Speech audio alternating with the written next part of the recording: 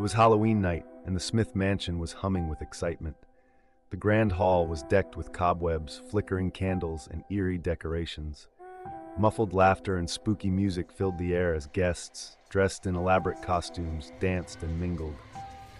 Sarah, dressed as a witch, spotted a small door under the grand staircase. Intrigued, she tiptoed towards it. No one seemed to notice as she turned the old brass knob. The door creaked open, revealing a narrow, spiraling staircase descending into darkness. Fueled by curiosity and a bit of punch, she ventured down, her phone's flashlight the only source of light. As she descended, the sounds of the party grew faint, replaced by an eerie silence.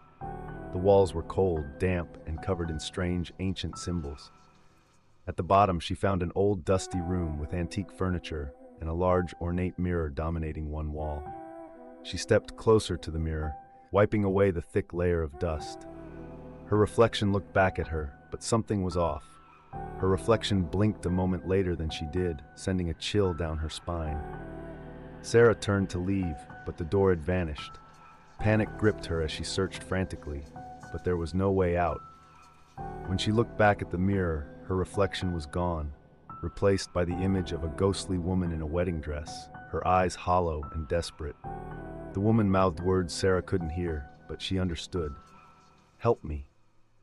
The mirror began to ripple like water, and before she could react, a cold hand shot out and grabbed her wrist, pulling her into the mirror.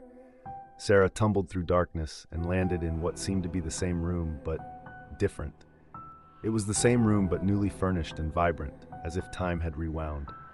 The ghostly woman stood before her, tears streaming down her face.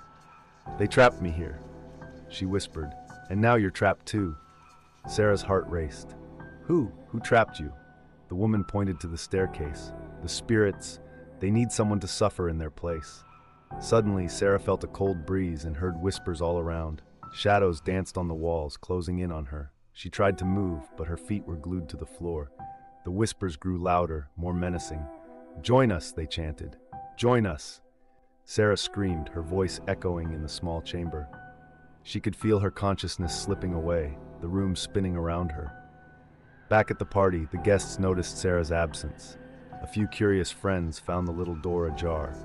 They called her name, but got no response. One brave soul decided to venture downstairs. He never came back.